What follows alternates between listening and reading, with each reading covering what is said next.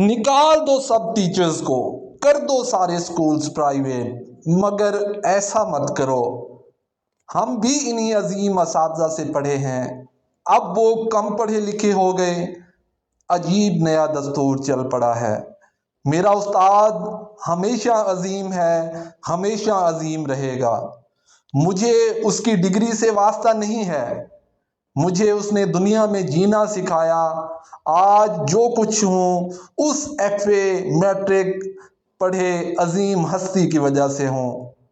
میں M Phil ہوں، میرے پاس 6 ماسٹر ڈگریز ہیں، بی ایڈ ہے، ایم ایڈ ہے۔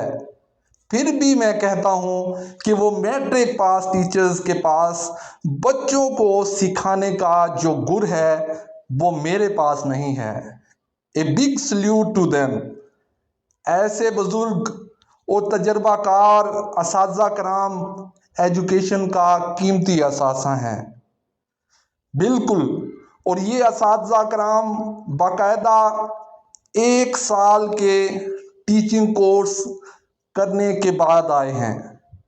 ریگولر اداروں سے ان کی تضحیک اور تذلیل بہت تکلیف دہ ہے۔ یہ تو ایسا ہے جیسے جوان اولاد گھر سے بوڑھے ماں باپ کو بے عزت کر کے نکال دے اور ساتھ میں طعنہ دے کہ آپ نے ہمارے لیے کیا ہی کیا ہے۔ محکمہ تعلیم میں اساتذہ ہر دور میں مطلوبہ تعلیمی اور پیشہ ورانہ کورسز کے بعد بھرتی ہوئے ہیں۔ 80 اور 90 کی دہائی میں بھرتی ہونے والے اکثر پرائمری اساتذہ کرام نے پورے اسکول کو درختوں کے نیچے عمارت نہ ہونے کی وجہ سے مینیج کیا ہے اور ملکی نظام کو چلانے کے لیے ہونہار طلبہ ملک کو دیے ہیں۔ اب ان کی ریٹائرمنٹ قریب ہے، انہیں میٹرک یا ایف اے پاس کا طعنہ دینا کسی طور پر زیب نہیں دیتا۔